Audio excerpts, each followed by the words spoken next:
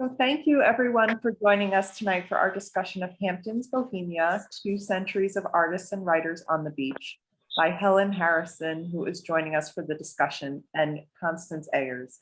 My name is Marianne Delacroce and I will be your moderator this evening. This program will be recorded and used in other media in the future. We welcome your participation. Do you want to listen to this with me? It's called Hampton's Bohemia. It's about all the fabulous artists that were out here in the 50s and 60s to polish.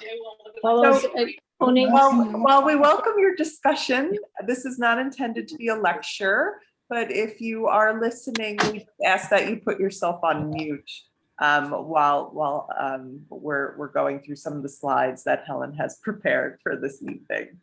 So I have questions for both Helen and for you as readers, but I'm going to start the first question to Helen.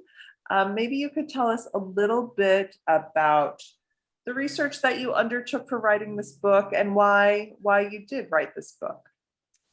Well, I have to say, thank you, by the way, Marianne, for inviting me, and thanks to all at the Historical Society, because frankly, this book came from the Historical Society, was the birth mother. I have a copy of the founding volume, as it were, the 350th anniversary of the town, 1998, the Historical Society sponsored a whole series of lectures which were published in this book called Awakening the Past. And both Connie and I wrote, they're lectures that were turned into the book. Hers was called Writers of the East End, Responses to a Special Place. And mine was called From Barbizon to Bonnock, East Hampton as an Art Colony. So these 2 lectures were heard by Joseph Mintzer, who many of you may have known. Joe died in 2016, but he was, among many other things, an author and a co-founder of Hampton Shorts, the short story collection. And he approached me and said, I think that the 2 of you could get together and do a book on the artists and writers based on your lectures. Meanwhile, I had been approached by Rizzoli to do a book strictly about the artists of the area. And I sent them a treatment and they sat on it for many months. And meanwhile, then Joe came to me and I said, well, I'm sorry, but I've already got a publisher for my own book. Well, they changed their minds about it and they rejected it. And I said, why are you rejecting it? And they said, well, it's an art book. And I said, aren't you art book publishers? And I later learned that that was code for you have to pay for the color reproductions. So I was not about to do that, especially since it had been their idea. Meanwhile, one of their marketing people had gotten fed up with Rizzoli for other reasons and decided to go off and make a publishing venture of his own as a packager. And he put together a company called Sideshow Books. His name is Stan Tucker. And he approached me and said, I think we could do this as a joint venture, you and Connie. And I must say, Connie really sends her apologies. She would have liked to be here tonight, but unfortunately she was unavailable. So I would like to acknowledge what a pleasure it was, what a joy it was to work with her to mesh these 2 stories. I am not a specialist on the writers and she is, so my presentation is going to be kind of artist heavy, but I did weave in some of the literary characters as well. And as far as our research goes, well, we had already done considerable research for the lectures, but we tried to go as far back as we could so that it wouldn't just be a story of the 19th and 20th century artists. It would be as comprehensive as we could make it. So although it says 2 centuries, it really goes back almost 3 centuries. Well, thank you for that. I think that perhaps maybe we'll start then with your presentation. You said you had touched on some of the highlights that you had written about, particularly the artists. So do you want to go ahead and go over? You have about 25 or so slides maybe you could talk about, and then As people have questions, feel free to go ahead and ask, or if you'd like to type them in the chat box, you can certainly do that too. Okay. Well, of course, here for the cover, what could we choose but the most famous photographs of the artist taken in 1962 by Hans Namath. And it's an interesting picture. I'll show you a full version of it later, but it kind of shows the changing of the guard, the old guard and the younger artists together at a transitional moment when the first generation of the post-war years was being superseded by artists who came in the 50s and 60s.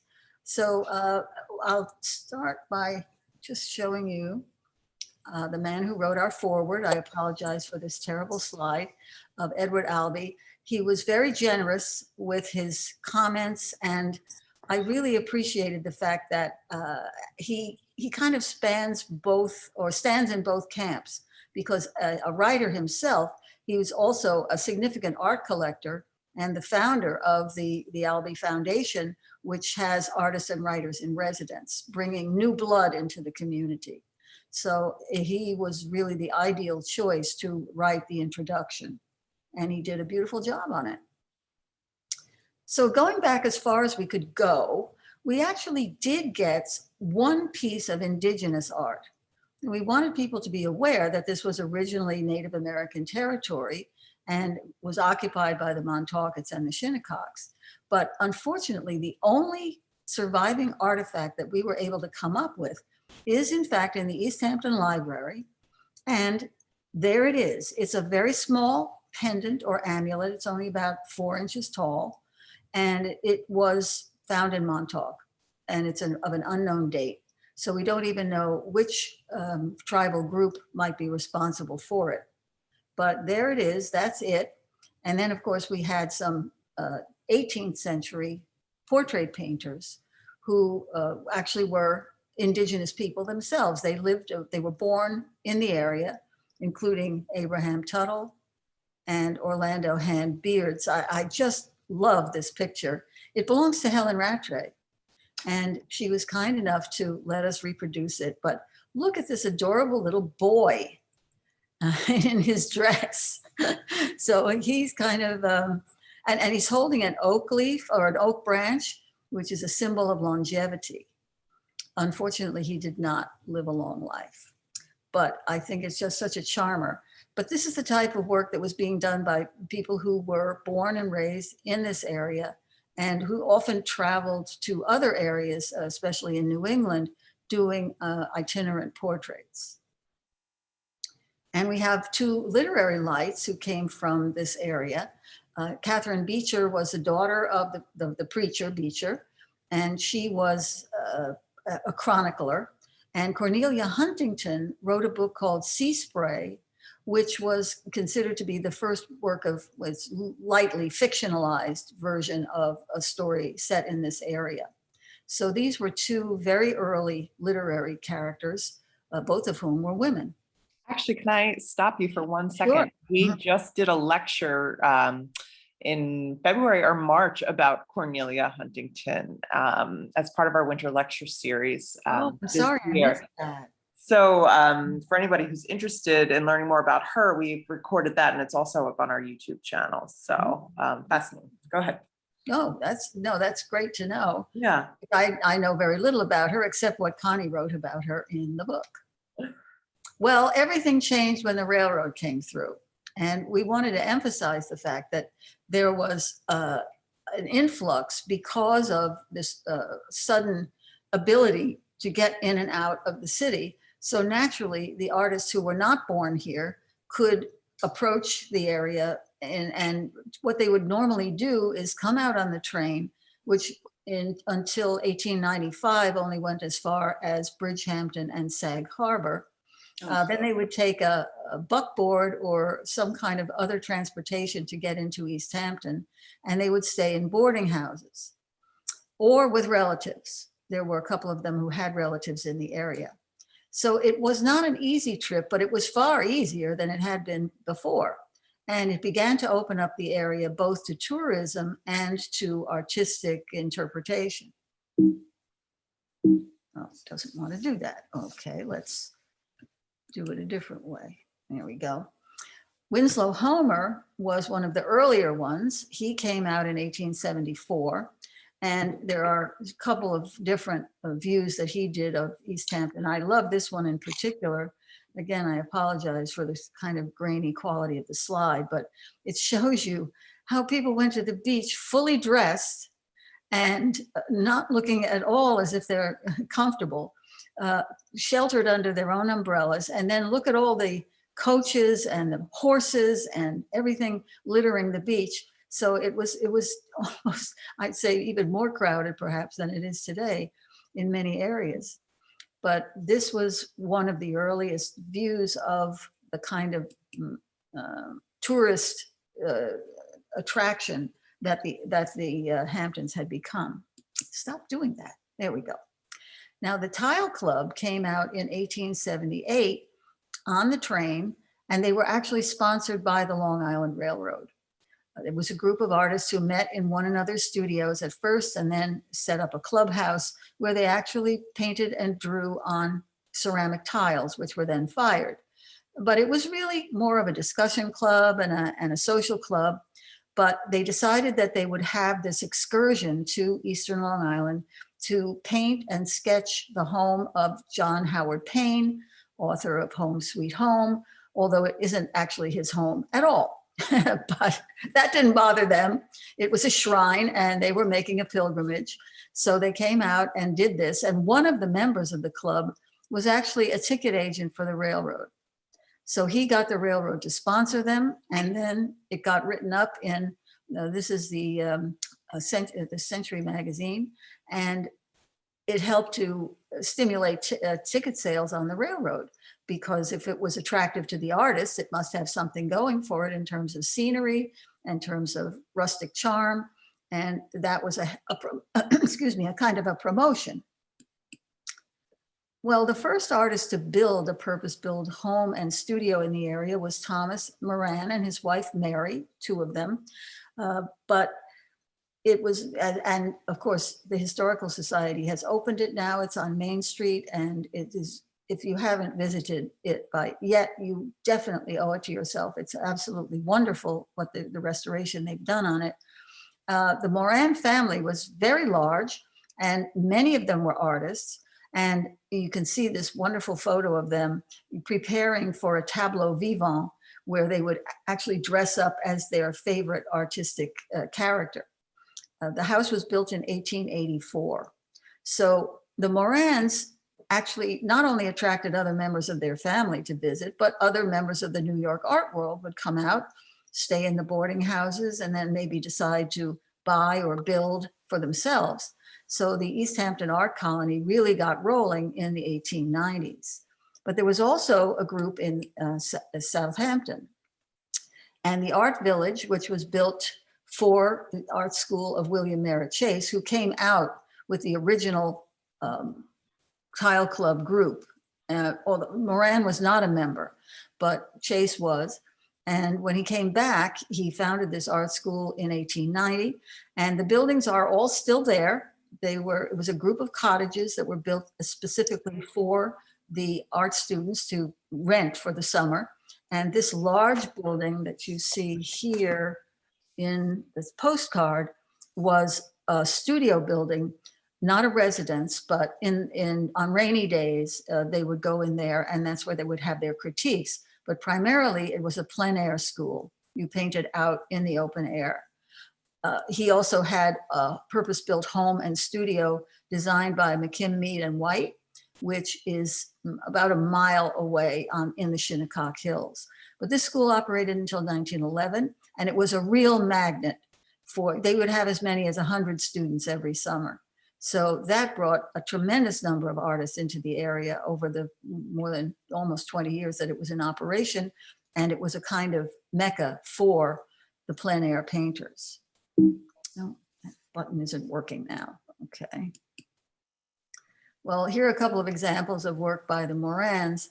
Mary Moran, unfortunately, died as a result of contracting, I think it was typhus. I'm not 100% sure what it was that killed her, but from Camp Wyckoff, when the soldiers came back from Cuba. A lot of people in town actually were sickened by that, and she died, but so she died quite young. But both of them were drawn to the area because of the character. They were both British by birth, and the kind of rustic rural environment, the English heritage of the white settlers were both very attractive elements. And you can see that they picked up on some of the more appealing scenic vistas in their work. Walt Whitman, of course, came out very early on and eulogized Paumanok, as he called it, Long Island. And it was not that he really lived or worked out here, but his visits inspired him. And this was common in the early days, that people did not necessarily live here full time. And of course, it's true today. Many artists and writers come either for the summer or just for visits. And even though they're not full-time residents, they can still find something here that will find its way into their work. But Olivia Ward Bush Banks, who was a Native American and also African American, she was the first poet who was born here, and she actually lectured all over the country, but she was very proud of her Native American heritage. And a lot of her work has been collected in anthologies, as of course, when Whitman, of course, much more famous. But one of the last of that generation to make this area a strong element in his subject matter is Frederick Child Hassam. And Hassam was a real world traveler. He went to a lot of different destinations, painted up on the Isles of Shoals and painted in Old Lyme, but he also came to visit a fellow artist in 1898 who had a house on Egypt Lane, and he fell in love with the place and bought the house next door, and it's called Willow Bend, and he fixed it up, and he just was so taken with the rural character. He said, this area should never be beautified. It should always be left rustic and wild. We don't want to have like a Mamaroneck. Well, I'm afraid he wouldn't be too happy with the way things are now. But the kind of, or no, I think it was New Rochelle. He said, we don't want to be like New Rochelle. But the cottages and the elm trees and the beautiful open fields in Montauk, those were his subjects. He died in 1935, so he was one of the last of that generation. And the story goes that when he knew he was terminally ill, he ordered an ambulance to take him from his New York City home to Willow Bend so he could die in East Hampton.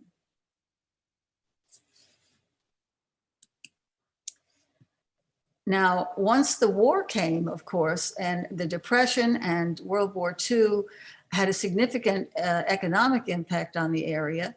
Not only was gasoline rationed during the war, and of course, so people you didn't have many tourists, but also it impacted the fishing industry because it was hard to get gas for the boats. But many of the great estates had by that time kind of fallen by the wayside, including this one called Dune, which belonged to the Wyborg family. And the Wyborg daughter married Gerald Murphy. So Gerald and Sarah had come back from Europe because of the Depression, and they wound up spending the summers out here. And they invited a lot of their European friends, including, as you can see, Fernand Léger, who is decked out like a Christmas tree. It's really quite hilarious. They had wonderful parties, and they were very, very connected. So many of the European refugees who were sitting out the war in New York would come out to visit them and other people of that circle during the summers. And among them were many of the surrealists, including Max Ernst, Dorothea Tanning, Motherwell, his wife Maria, and Lucia Cristofanetti, who was Léger's lover, are all seen here in 1945. They kind of gravitated to Amagansett. I'm not quite sure why, but apparently that was the destination of choice. So this kind of revitalized the community that had been pretty well decimated by the Depression and the war. And of course, the young American artists wanted to hang out with the Surrealists and the European modern artists because they were hoping a little bit of that would rub off on them. So one of the things that happened was that Jackson and Lee came out to visit with one of their friends in the city who had been an assistant to the printmaker who worked with the Surrealists. And they were here for the summer. Jackson and Lee looked around the neighborhood and they wound up buying this slightly dilapidated farmhouse in Springs. One of the reasons Springs was attractive was because it was not the summer resort area that we think of as East Hampton Village on the ocean side. This was much more working class, blue collar community as it still is today. So it was more attractive because they were kind of blue collar people themselves. But the interesting thing is that the first person to say, let's settle in Springs was actually Robert Motherwell, who was kind of a blue blood himself. His father was the president of Wells Fargo Bank out west, and he grew up in privileged circumstances. He spoke French, so he was a good liaison with the Surrealist community. And he thought that Springs would be the ideal place for them to settle down. Of course, he wound up building in Georgia and not in Springs at all. But it was probably through his influence that Springs started to seem attractive to the artists who eventually settled there. And now, for some reason, I'm not seeing. Oh, okay. Well, and just to give you a couple of examples of what Jackson and Lee accomplished after they moved here. In the city, both of them had been kind of at a stalemate with their work. They had reached a plateau and really hadn't been able to move beyond it. But once they got out here, something about the country seems to have liberated their imaginations. And it's just remarkable how quickly they made their breakthroughs. Now, Jackson, his work is still, as you can see, kind of pictographic. It's definitely got some subject matter in there, but it's now an all over, very colorful, very abstract composition. Lee's work, which is a little bit later, and it dates from the period of this scarf that I'm wearing, also reflects the influence of the natural environment. You can see plant-like shapes, things that look like seed pods, leaves, growing things, very typical of her work, which was, as she put it, she could not imagine her work apart from nature. So the natural imagery in her work is a little bit stronger. But you see, Pollock has called this painting croaking movement. I mean, he's talking about things that he's hearing out in the salt marsh, and then he's translating that into a kind of abstract visual language, but it's inspired by nature, but it's not pictorial in that sense. So clearly there was a very strong connection with nature for both of them. Now, Motherwell, as I said, he built in Georgia, but what he built was definitely not a Hamptons house. It's actually two Quonset huts, war surplus buildings that he bought up very cheaply. And he had befriended the French architect named Pierre Chareau, and Chareau used the framework of the Quonset hut to create a house and a separate studio for him. One problem with the house was that it was actually below grade. So if you look here in this color photograph of it, you see the bottom of the window right on the ground. And here is the bottom of the same window, and there's about 5 feet of bricks below it. That's underground. So the ground floor of the house was actually below grade. And then the second floor of the house, which you went up this staircase up here with the bedrooms, that was this section up here. And then this separate studio was just a Quonset hut on a concrete pad, which later had a little living area attached to it. So these were built in 1946 and caused quite a scandal in the neighborhood where everybody had pitched roofs and shingled walls and everything. But he sold it several years later to Barney Rossett, who lived in it for about 30 years. And unfortunately, it was demolished in the 1980s. But it was really quite a departure from what people would expect. Now, of course, there was an awful lot of socializing. And here you see Leo Costelli's house. Leo was an art dealer. He had yet to establish his New York Art Gallery, but he was very connected in the art world. And you can see a whole bunch of the literary and artistic community hanging out at his place. And unfortunately, we have not been able to identify that young woman in the director's chair on the right, but everybody else, you've got a kind of who's who. And I think that one of the interesting aspects of this community is that the artists and the writers were hanging together. It was very much a mixed bag, shall we say. Over in Southampton, Fairfield Porter had bought a big house on South Main Street in 1949, and he became a magnet for artists because he had all these rooms and they would come out and they kind of got lost in this big house. And of course, there were a lot of cheap rentals as well. So when Fairfield moved out, he started bringing his New York friends either to stay with him or to just hang out in the area. And you can see a few of them here. Kenneth Koch, the poet, Larry Rivers, the painter, John Ashbery, the poet, Jane Freilicher, the painter, Leela Katayan, the dancer, and Nell Blaine, the painter, who was actually responsible for getting Larry away from the saxophone and into the art studio. She encouraged him to sign up for Hans Hofmann's classes, and that's what sort of set him on the road, although it was really Jane Freilicher who inspired him initially. But here you see again the literary community and the art community mixed up together. In Sag Harbor, we had John and Elaine Steinbeck. In Springs, we had A.J. Liebling and Gene Stafford. So these writers were also formed partly a separate community, but also an interactive community with the artists. Well, in 1957, Guildhall had been very ambivalent about modern art. They had done quite a few modern exhibitions, but they weren't, according to some of the modern artists, as responsive as they should have been.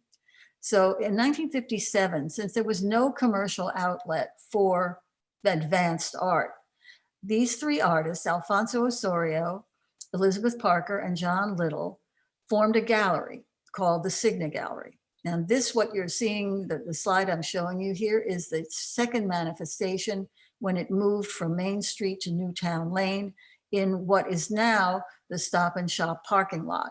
At the time, it was an auto dealership. So this was the final iteration. 1960 was its last year. It ran for 4 years, and it showed the work of the abstract painters and sculptors who were in the area, as well as European moderns, and even from Asia. So it was a really international mixture. And what the artists wanted to do was not only to expose their work, because if they had a New York gallery, they usually would close down in the summer. So this was a way of having a little more exposure, but also to build an audience for the work and hopefully a market for it, that they might actually be able to sell some things to the people who were out here for the summers. But Alfonso told me that in fact, the people who bought from them, and there were sales, but those who bought were really the people already committed. They didn't make any new converts. They said these were the collectors who already knew what they were looking at. But it did run for 4 years, and it put on some pretty significant shows, if you don't mind the pun on the gallery's name. And it really made a lasting impression. And when I was at Guildhall, we did an exhibition recreating several of the exhibitions, or an amalgam of several of the shows that was very well received. And we did it in conjunction with the East Hampton Center for Contemporary Art, which was operating at that time. There's the full photograph. This was taken in 1962, and you can see right here on the left is Lee Krasner talking to Balcom Green. This is Buffy Johnson behind her, Mike Goldberg, and David Porter. So these are some of the older artists, and then down toward this end, you're getting some younger ones. You've got Bob Dash, Jane Freilicher, Jane Wilson, but you also have Pearl Fine, who was from Lee's generation. And this was at the home of a singer named Libby Holman. This was not a beach party. This was Libby Holman's annual 4th of July party. And you can see everyone is in street clothes, almost like those Victorian swimmers in Winslow Homer. But they were not there to go to the beach. They were there to have drinks at Libby and Libby's beach house. And they decided after they'd had a couple of drinks that they would like to go down to the beach and have their picture taken. Hans was there and he did it. So this is the kind of social get together that you would have typically at her place every 4th of July. Well, by the 60s, things were changing.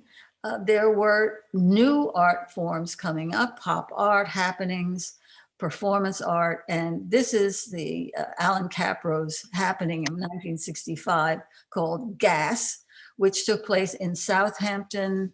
That's up here, the Southampton train station, where he built a kind of hovercraft and floated in on it.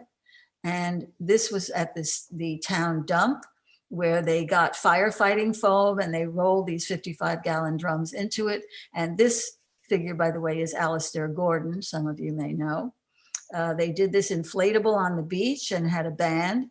And then Alan Capro was interviewed by CBS News in the North End Cemetery. So it was quite a performance and people still remember it to this day. Oh, now that's not working. So maybe this will.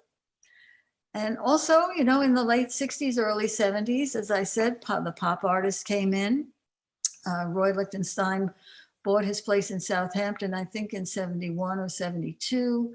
Chuck Close came out around the same time. And so the next generation was beginning to move in. And Andy Warhol bought his place in Montauk around that time. He didn't spend a lot of time there, but he would hang out with his friends and his friends would hang out even when he wasn't there. But he was actually inspired by the environment and created the Sunset Prints as a response. I don't know if you've ever been up on that property, but it's right on the bluff. It's called Eothen. And if you stand on the bluff, you can see both the sunrise and the sunset because it looks straight out to the south. So these prints were done in 1972, not long after he acquired the property. For the McGovern campaign in 1972, a bunch of the artists got together and created a joint painting that was partially painted on site. And here you see Tino Nivola at work on his part. You've got, who else have we got there? Where's my mouse? There it is. We've got Herman Cherry here, Ralph Carpentier. This is Arnold Hoffman. There were, I've forgotten exactly how many, but I think about 40 artists contributed to it. And it was done on a concrete pad at the back of Wilfred Zogbaum's house. And all these things, some people did them in advance and pasted them on on site. And then there were actually 3 panels in the end, and all of them were auctioned off for the benefit of the McGovern campaign. And the person who bought it was Eloise Spaeth. She bought it anonymously and donated it to Guildhall. They don't show it very often because it takes up an awful lot of room. But when they do show it, it's like a whole group exhibition of the artists who were active here in 1972. And of course, we have the writers. As I say, I'm not the specialist on the writers, but Betty Friedan, Robert Caro, Kurt Vonnegut, E.L. Doctorow, all did significant work here. And we have more generations coming in, and these are people who are here now who are very active in the community. I think particularly of Eric and April, who have done so much for Sag Harbor, restoring the cinema and opening the church. Also, Colson Whitehead, who has written about Sag Harbor and his childhood growing up there. It's just really an amazing array. You have Robert Wilson, who's bringing in artists from all over the world to his Watermill Center. And I think it shows no sign of letting up, but of course, the younger generation is having a very difficult time finding homes because of the price of real estate, although they were complaining about that back in the 1880s, but it's gotten to the point where I think the younger artists are really not able to make it. I mean, I know a couple who've been displaced, but there are hundreds more artists. I mean, one of the things that Connie and I had to consider putting the book together was where to stop. The last chapter is actually more of everything because it's just overwhelming, the numbers. And even back in the 19th century, we couldn't possibly include all the artists who came out here to go to William Merritt Chase's school. There were hundreds of them. So by the time you get to the 20th century, it is really beginning to snowball. And of course, we're cut off and would be 20 years ago now. And we really had to be very ruthless about trying to make it representative without being comprehensive. And if there's a failing of the book that, something that I regret is that it isn't about 4 times as long, because we really could have included many, many more very worthy representatives, but we did have to be pretty ruthless. So Helen, where would someone go if they wanted to learn about the artist from the past 20 years here? What would be the source of information? Where could people learn more about that? That was one of my initial questions for you. Well, the local newspapers do a very good job of covering the exhibitions, the galleries, and profiles of artists. There's practically one every week, and it's really the archives of the newspapers, the Star and the Southampton Press and the Sag Harbor Express would give you, and that was one of those were among our important resources when we were doing the research for the book. Okay. Now, you did ask me earlier when you sent me some of your questions to talk a little bit about the Pollock film. So I do have a couple of slides because it was shot on site. And one of the things we didn't go into the other arts. We didn't talk about the musicians. We didn't talk about the filmmakers. We didn't talk about all the other creative things going on, the composers. Again, it could be a whole series of books. But one of the things we did include was a little information about the filming.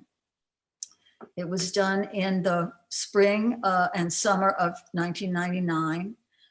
And the film was about 10 years in the making. I mean, it wasn't something that Hollywood was just crawling all over itself to do. It took them quite a while to raise the funds for it. But Ed Harris, who not only directed it, but starred in it and also was a co-producer, was insistent that it be done, the shot on location, even though it was going to cost a lot more because New York is a very expensive place to film. But he really felt that it was important to be where it happened because it would give a kind of authenticity to the story. And I have to say, I think he nailed it. Something about being there really did inspire him.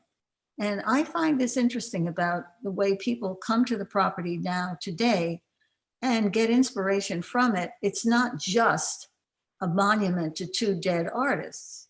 It's a living place that still inspires people, and not only visual artists, but people in other genres as well, poets and composers and filmmakers and even novel writers. I mean, it's just remarkable to me.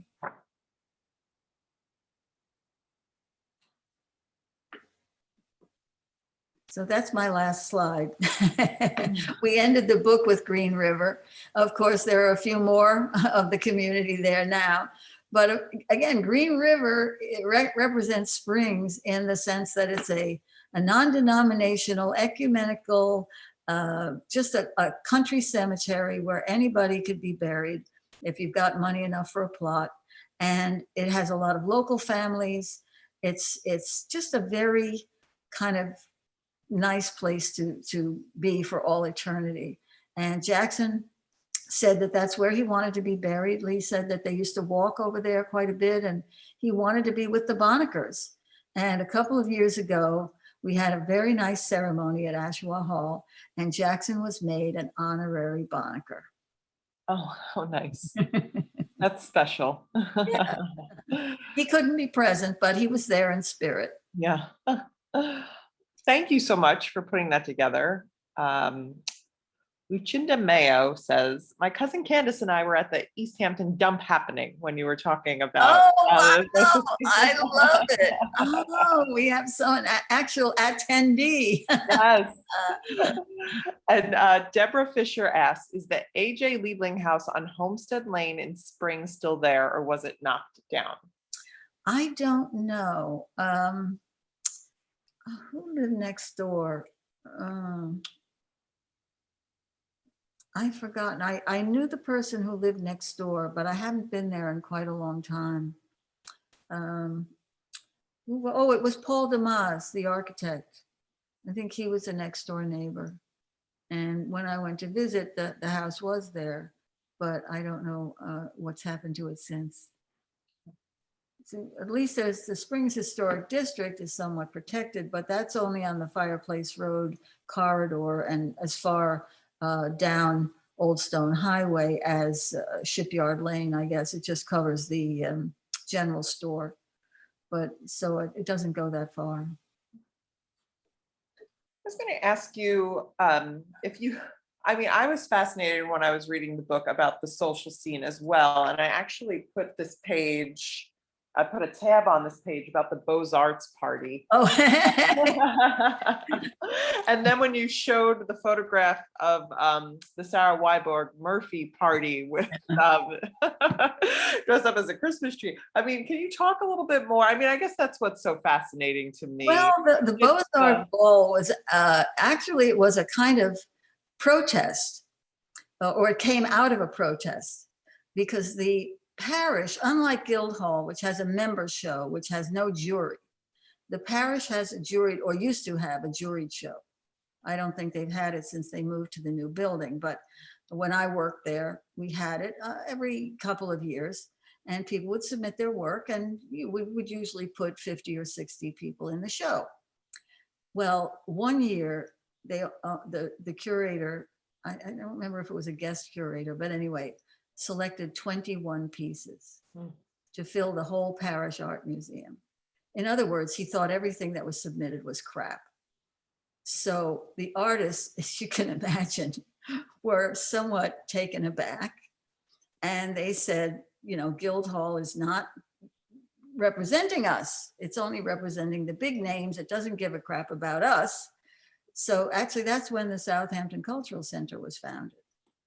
But as a way of kind of making nice with the local art community, they put on this Beaux-Arts ball and invited all the artists to come as their favorite work of art.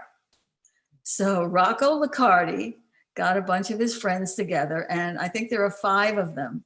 They painted Lavender Mist by Jackson Pollock on a bed sheet and on themselves. And that's what the poster was. It was Rocco and his friends holding up this bed sheet of lavender mist, or what represented lavender mist. Yeah, it just cracked me. I mean, it just cracked me up. Well, you know, instead of saying, screw you, Parish Museum, they decided, all right, we're going to go with it. Which that's interesting, because what you just said about real estate prices being so high and artists not being able to afford to live in East Hampton, and then about Southampton opening a cultural center, do you think that East Hampton does enough to recognize local artists? When I originally posed that question, I was thinking more about past artists, but what about present artists also? Well, back in the 80s, I've forgotten the exact date, but it is in the book. There was East Hampton Town decided to have a sculpture on the lawn. And the only money they put into it was to insure the work because it was on their property. So they didn't want someone, either damaging it or damaging themselves. But the artists were responsible for installing it. And it caused such an outcry, but only a very tiny minority. There were two people in particular who just couldn't stand it. And they had to give it up because they got so much bad publicity. And most people thought it was fine. But there were just a couple people in the community who thought that the town should not be in the art business, period, and made such a stink that they had to stop it. I think it was when Judith Hope was the supervisor. But there's only so much that a municipality can do. They're talking about affordable housing, and the art community is very much in favor of anything they can do in that regard. In fact, we've had meetings with the town supervisors, but the whole workforce needs housing. It's not just the artists. I mean, the one thing the artists, that the towns did do was to allow the artists to have ancillary structures on the property that could be used as studios. So that was a concession to the zoning, but it's pretty minimal in terms of actual supply. There are no municipal grants for artists or anything like that. Yeah. Wait, so we have some comments from Deborah Fisher, and feel free everyone to ask questions or to write your questions in the chat box. Also, Deborah Fisher says, Helen, you are so important to our community. Thanks for all that you do. Oh, thank you very much. I do what I can. She said, prior to that discussion, regarding the wealthy Murphy family and their home. The Murphy story is so very moving. I had read about the family and the very sad ending to their lives as a family with so much death. I remember finding their graves in the cemetery on Main Street in East Hampton and just bursting into tears. Gerald was so very, very talented as an artist, just amazing and creative. What a spirit. Yeah, there are a couple of books about them. There've been some exhibitions, and they really were a remarkable couple. And of course, they lost their two sons, and their only surviving daughter was a longtime East Hampton resident. And Laura Donnelly is their granddaughter, who wrote the food column for the East Hampton Star. I wonder if to any of the folks who are listening out there, if you have been to any of the artist studios in East Hampton and maybe you want to talk a little bit about that, or have you researched any artists on your own? We would certainly talk about that too, if you feel comfortable talking about that or chatting about that in the chat box. Helen, I wondered, totally separately, I think I was in full quarantine mode when I watched a documentary about, it was called Made You Look, a true story about art. And it was about, I believe, artists from Asia, making fake Pollocks and those being sold on. Well, it was one particular artist, a right. Chinese artist who was living in Queens, who was basically commissioned to create these fakes for a dealer who then shopped them to the Cigna Gallery. Yeah. And so I wonder if anybody, I don't know, ever asks you about, authenticating art or any of that process, I'm afraid it comes with the territory, more or less on a weekly basis. I do not do that. I will say now that the dust has cleared that I was shown two of the purported Pollocks back in the day, and I thought they were fakes at the time, but I couldn't say so. Because if you do express an opinion and somebody decides that they disagree with it, they can sue you. And I have no indemnification. It's just me. And it's too risky. It's just not worth it. But I thought that they were not convincing. And apparently others thought they were. Yeah. But one of the things that I didn't like about that film was that it implied that all of the experts were fooled. They were not. They didn't talk about the experts who weren't fooled. And that I thought was a bit misleading. I understand. And that wouldn't have made the story that they wanted to tell. Right? Well, Yeah. because by the time they made that film, the two major experts were dead. Yeah. So they couldn't have interviewed them, but they could have gone a little bit more into the subtleties of the authentication process. Yep. Yep. You know, that's something that we get at the Historical Society too, people wanting our curator to authenticate furniture and things like that, and or provide appraisal information. And I think it's important for people to know that as museum professionals, that that's not something that we are able to, like you say, publicly provide. Oh, I see a comment from Avis Berman, my dear friend. He says, don't forget the not Pollock, not Krasner show. Speaking of fakes, when they made the Pollock movie, they made over 150 copies for the film. They couldn't use the real art in the film. So they made all of these replicas. And we did an exhibition of a whole group of them when the movie came out. And the show was called Not Pollock, Not Krasner. But when you walked in the back door of the house and you looked at the room, it looked like it was full of their art because, of course, it was made to deceive, but on camera. And every one of them is marked on the back as this is not a real Pollock or a real Krasner. And they're made with paint that was specially formulated for the movie. So it's very identifiable. It was made specifically by Golden, which is a company that did not exist when either Pollock, well, I guess Krasner was alive, but it was a particular formulation that could be readily identified. So it would be easy to peg them. And, you know, they, from a distance, they look good, but when you get close up, you can really tell. Oh. So Jeannie Henderson asks, where is the artist scene now? Do artists gather together like they did in the days of Pollock? Well, there are groups, of course. We have the Artists Alliance of East Hampton. There's a similar group in Southampton. And so I think there's a lot of camaraderie, but there isn't like a particular watering hole that I know of where everybody kind of hangs out. I guess I'm not that much of a social butterfly. So, but Ashua Hall is a big mecca. A lot of people hang out there when the exhibitions are on. So I would say there's still a pretty lively scene. Yeah.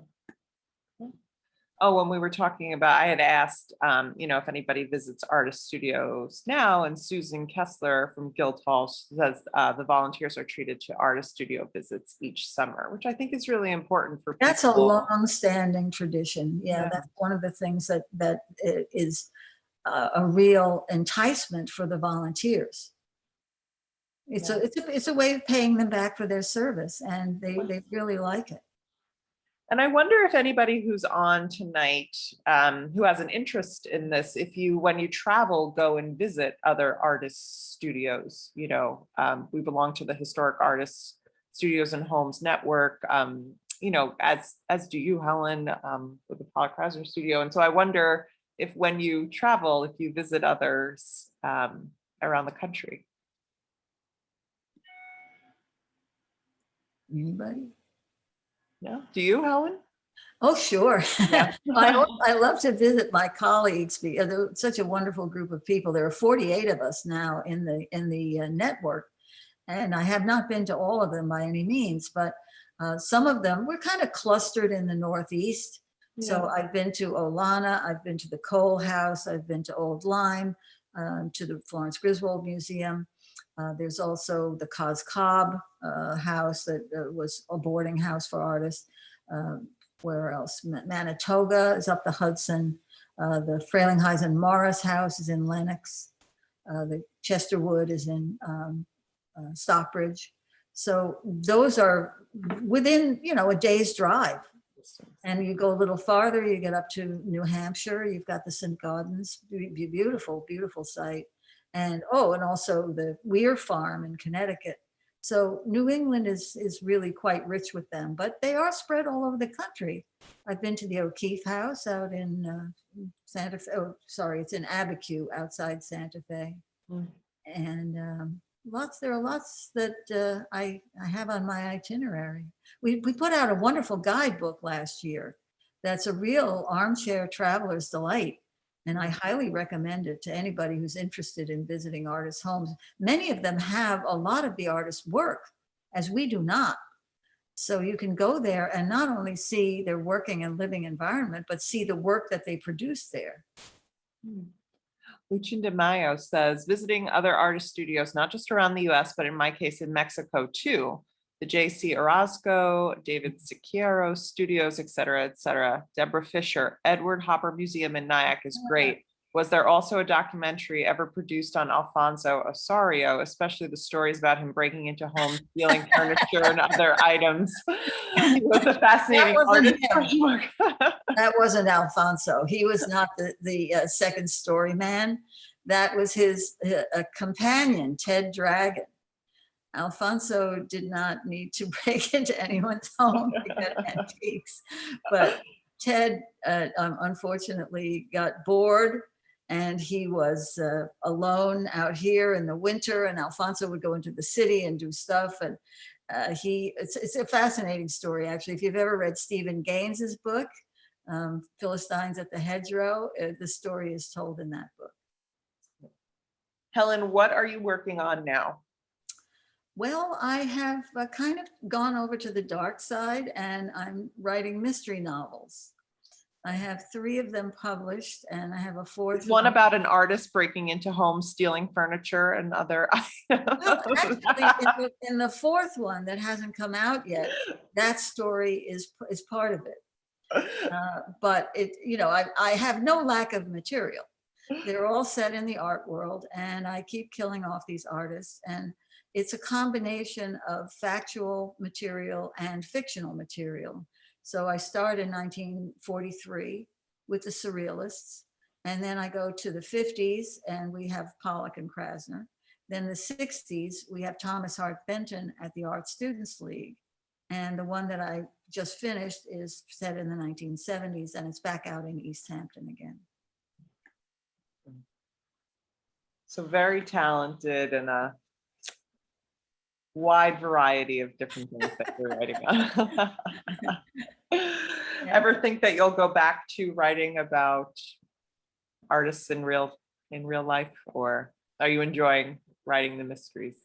Well, I still write about, in fact, until the pandemic, I had a monthly column in the Sag Harbor Express where I didn't just like review exhibitions, which is what I used to do for the New York Times, but it was really articles about different aspects of the art world. And I really enjoyed doing it. I did that for about 10 years, but then they had to kind of cut back during the pandemic, and I probably won't go back to doing that. But I write exhibition catalogs, I write articles, and I did a monograph on Pollock in 2014 for Biden. And if someone commissions me to do another book, I'd certainly be happy to do it. I'm not entirely a murderer, or a burglar. No, not a second story woman either. Does anybody have any other questions for Helen? Anything else? Oops. Oh, I'm sorry. So what is it that some artists have that enables them to break through, whereas others just don't seem to be able to? What do you think is the secret recipe? What a wonderful question. I wish I could answer it. I think sometimes a change of scene is very helpful. It certainly was for Jackson and Lee. I think being in the city, they were under a lot of pressure.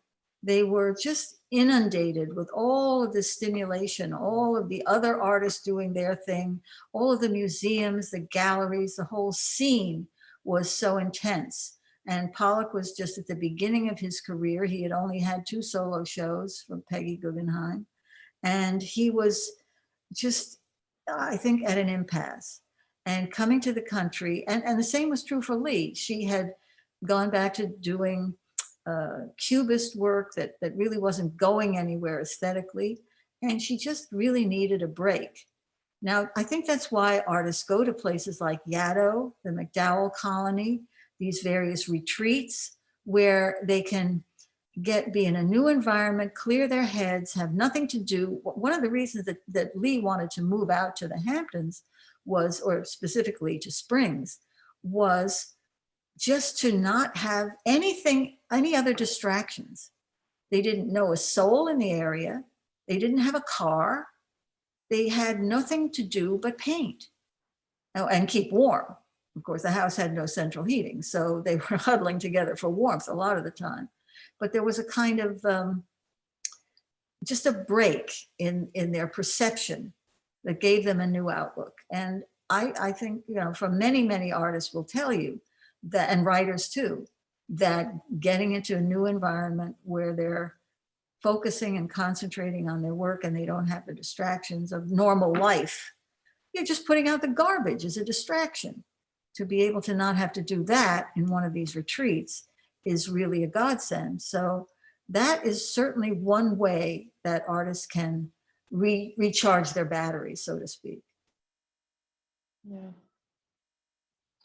And being around others, you know, like you're saying, going on retreat and being around others and having that mental and creative stimulation with each other. And like you said, just being in a different place with other like-minded individuals that are, I guess, stimulating you, but also motivating you and pushing you a little bit too, is helpful. There's a quote that I just saw somewhere right now that said, like, where you are right now is not a good benchmark. Where you feel comfortable, your comfort zone is not a good benchmark. You No, gotta change, gotta change. Well, that's what, you know, de Kooning famously used to say, if he was slipping, if he was off balance, then that was good. If he was not, then it wasn't good. Like he didn't like the equilibrium. And artists can get into a rut, especially if they're under commercial pressure. You know, that was the wonderful thing about the WPA in the 1930s, when the artists were being paid a living wage to do their work. They didn't have to have a gallery. They didn't have to have buyers, collectors, curators. They didn't have to have reviews. All they needed to have was a place to work and every now and again turn something into the WPA and get their paycheck.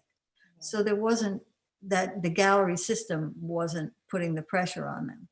And that gave them tremendous freedom to be able to develop it creatively without having to think about selling it.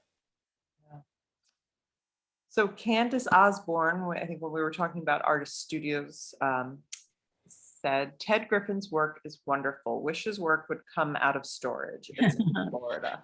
Well, you know, that's an interesting point, because sometimes people think an artist has to die to get famous. They can die to get unfamous too. And if artists' work isn't exposed, this is where Lee was so shrewd. She understood that you can be forgotten very easily, even if you had an important reputation during your lifetime. And if things get sequestered away in storage, or there's a family squabble and exhibitions can't happen.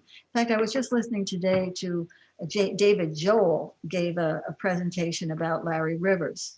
And he was saying that Larry at one point changed galleries. He went from Tibor Denage, who was the gallery that really kind of put him on the map, and started showing with Marlborough. And Tibor Denage sued, and Larry did not have a solo show in New York for 7 years.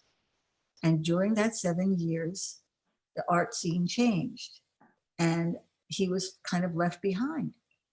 And he never really caught up. And this can happen, that even the well-known artists, if they're not exposed properly and not promoted properly, can really lose their momentum, and after their death as well. So this is the kind of thing that Lee understood very well. And she knew that she had to work hard to make sure that his legacy was secure. And she had her own career to think about. Yeah, you know, and that kind of, Deborah asked a little bit more about talking about a little bit behind the business behind the artists' lives and how they go about getting representation, how their art, how artwork's price gets inflated. If you're able to, I mean, that could be a whole nother lecture. Oh my God. Well, right now, the whole scene is completely nuts. But it's true that not necessarily 5 years later, but certainly some years later, a work that like a Rauschenberg that sold for $500 when he had his first show with Betty Parsons back in, was it 58, can now sell for millions. But the artist, of course, well, Rauschenberg sadly is dead, but there was a film made in, when was it? In the 80s, I guess, where the skull sale, there was a famous auction where a collector and his wife were divorcing and they had to sell the collection, and they had bought pop art very early and it was selling for a lot more than they paid for it. And Rauschenberg actually confronted Bob's skull at the sale and basically got in his face and said, you're making thousands of dollars off of my work, and what am I getting from it? Nothing. And Skull turns around and says, yeah, well, what you're painting tomorrow is going to be worth a heck of a lot more than it would have been if I hadn't sold what you painted yesterday. So in a sense, once the artist's prices are inflated, if the artist is still alive, he or she would presumably benefit because now the market for their work is boosted. But they don't get any percentage of that residual sale. So it's up to them then to cash in on it in some way.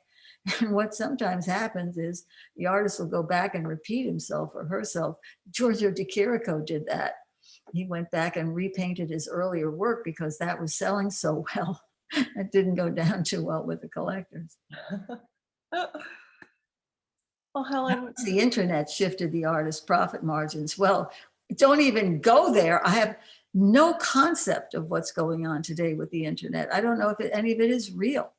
It's just outside of my, I can't put my head around it. I just can't figure it out. So don't ask me to explain the business because I don't understand it at all. Well, Helen, thank you very, very much for joining us this evening. I appreciate your expertise and your time today, just as we're beginning to really get started this season and getting everything back open during this time. Thank you very much. And thank you to all of you for joining us as well. I hope that you enjoyed this program. Well, I hope everyone who has not read Hamptons Bohemia will get a copy. It's long out of print, I'm afraid. There it is. Yeah. Yep. So I'll tell you, well, with your screen behind. With my screen background. Yeah. It is something you'd have to get from Amazon or from Aid Books or one of the other secondary sources. But I have had so many wonderful comments about it over the years. We tried bringing out another edition, but we couldn't get another publisher interested. Just as a side note, interestingly enough, when we shopped it to the New York publishers, they said, oh, it's too regional. Well, who picked it up? A San Francisco publisher. Oh. They didn't think it was too regional. I mean, it's regional like Tuscany is regional, right? The Hamptons, this is something that people are interested in. And I'm very proud to have been a part of it. We had a wonderful editor, and Dan Tucker was a terrific person to work with to put the package together. We had a great designer, actually Florence Fabricant's daughter did the design. So it was a labor of love, and I really hope that everyone who reads it will enjoy it as much as I enjoyed putting it together with Connie. Thank you. I enjoyed reading it very much. And I hope that all of you did as well. And thank you again, Helen. And please stay tuned to our website at easthamptonhistory.org for more information about our upcoming events and programs. And we hope to see you very soon. Thanks, Marianne. Good night. Thank you. Take care now.